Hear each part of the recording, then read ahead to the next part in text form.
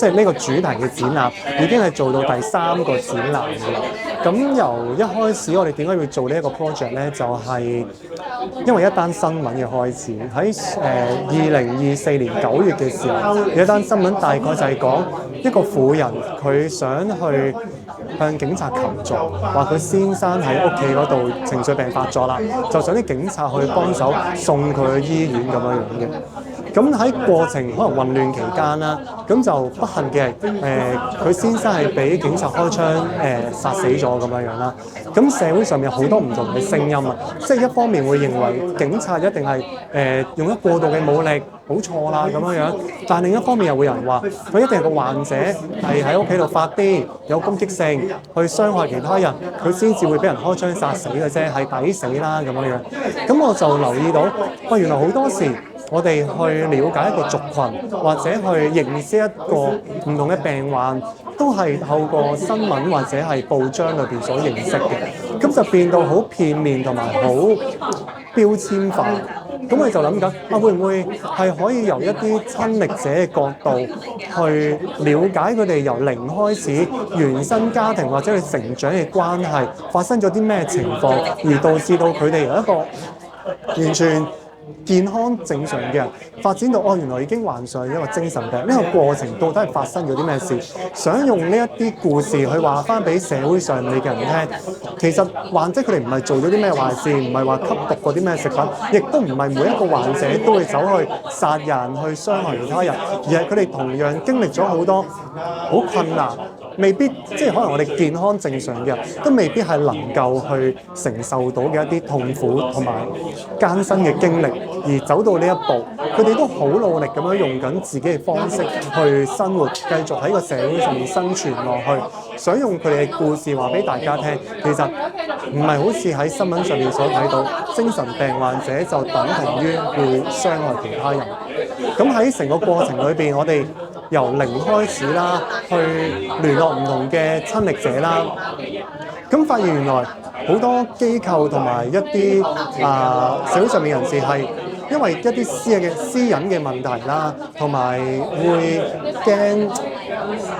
情緒病患者佢哋個情緒突然之間同我哋做訪問或者做活動嘅期間，突然之間情緒控制唔到，情緒爆發嘅時候，佢哋點處理呢？佢哋有呢啲嘅擔憂，所以就冇再同我哋合作啦。咁變相我哋又好想繼續去進行呢個計劃喎，就慢慢我哋發現咗條路，有個方向係可以做得到嘅，就係我哋發現到原來喺網上面咧有好多唔同嘅親歷者去講佢自己患病啊、住院嘅經歷。我哋喺網上面就開始聯絡佢哋咯，聯絡一啲有寫佢哋自己經歷嘅患者，去約佢哋做一啲訪問啊，然之後再同佢做一啲創作，唔同類型嘅創作我哋都會同佢哋做嘅。咁喺我哋團隊裏邊有攝影啦，有做裝置㗎啦，同埋有我哋繪畫，咁所以基本上有好多元化嘅創作都係同患者一齊去做到咯。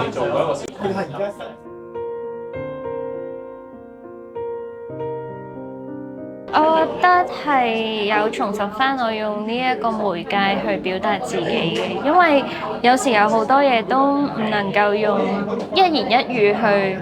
講得清啦，或者去完全地表達到啦。咁所以可以用翻即係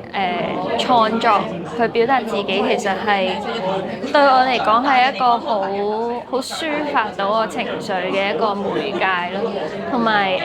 我覺得係即係同artist 佢哋去傾談啦，跟住有好多嘢帶翻出嚟，然後去幫到我去回憶翻一啲嘢，可能去重整翻一啲畫面，然後到佢哋都好放手地去俾我去創作，因為我就冇喺佢哋嘅 studio 度一齊去創作啦，但係即係喺屋企，即係佢哋係好放手地去俾我去有呢個空間去表達咯，所以都好開心可以認識佢哋啊，因為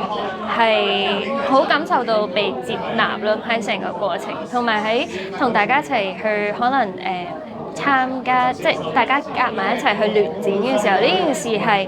我哋未必認識對方啦，或者我哋每個人嗰個狀況都好唔一樣啦。但係我亦都未必見到嗰個人嘅，但係我可以喺佢嘅畫作或者一啲文字嘅裏邊，我感受到啊，有人都係經歷緊類似嘅嘢，有人都係有差唔多嘅感受。我唔係一個實體嘅同行，但係我感受到同行呢樣嘢啦。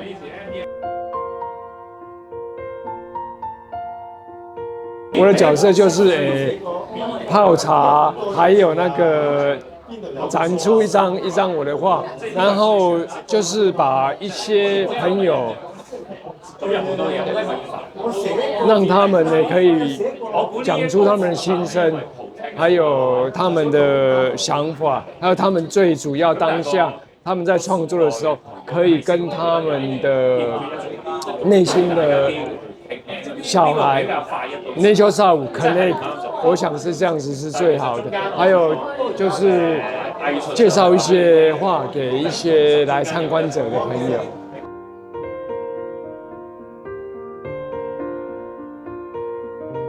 咁今次我好多謝阿康啦，同埋落地啦。咁阿康佢主要就係指導我去畫啦。雖然我本身都中意畫畫，但係我畫畫嘅功力實在非常之有限，所以好多謝佢可以去指導我去畫畫啦，畫到呢幅作品出嚟，同埋提供到一個媒介俾我去分享自己嘅經歷咁。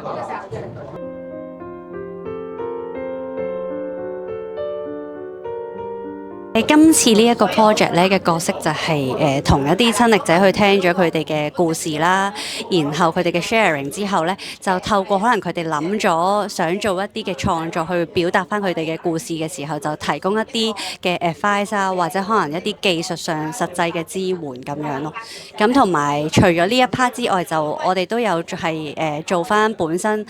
透過聽完親歷者嘅故事，就做翻一啲自己嘅創作咯。咁最主要就係呢兩 part嘅協助咯。咁其實咧，今次呢一個 project 裏面啦，我主要就會同一啲嘅親歷者去創作佢哋嘅作品啦。咁有陣時可能親歷者都會覺得啊，其實我冇乜畫畫嘅天分喎，我應該要點樣去做嘅時候，我都希望佢哋可以透過即係可能發泄自己嘅情緒啦，可能用一啲嘅炭枝畫落張紙度，跟住撕爛佢去宣泄一啲嘅情緒，然之後咧再去包翻住自己嘅作品，代表去關顧一下自己，將自己嘅情緒融入喺個作品裏面。所以其實我都好開心陪佢哋去行，即係一齊去創作呢一啲嘅作品。其實咧，我以前咧視藝堂咧係永遠都係徘徊喺啲詩嘅啲唔合，即係邊緣嘅啲合格位啦。但係其實我係唔識畫畫嘅，咁咧好多謝阿康啦，同埋其他嘅 artist 啦，教我點樣可以創作呢幅畫出嚟。咁樣咧令到我會覺得令到喺創作嘅過程中啦，都會令到我嘅人生得到一個重整啦，一個歷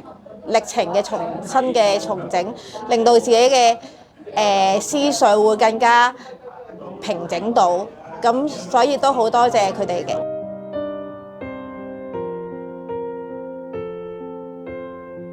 我係阿康佢邀請我加入呢個 project 咧，咁咧就主要係幫接觸一啲精神病嘅患者，咁幫佢哋用影相嚟到去表達佢哋嘅故事。咁今次咧係我第一次接觸嘅一個個案。最初得到邀請話想做一個關於精神健康嘅一個題材嘅展覽啦，咁我當時其實係好抗拒嘅，因為一直以嚟包括我自己本身我都好抗拒去承認自己嘅一啲精神健康嘅 issue 啦。咁我相反我自己經常就因為我自己係跨性別女仔咁樣，咁我做好多同跨性別相關嘅倡議等等，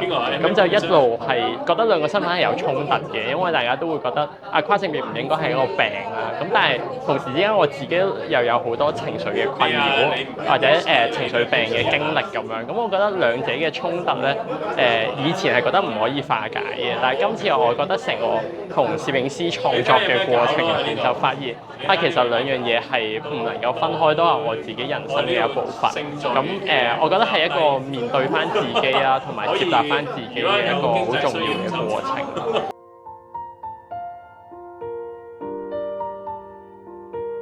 落地係一個用社會設計介入社區嘅一個空間。咁我哋會透過服務啦，同埋社會設計咧，去希望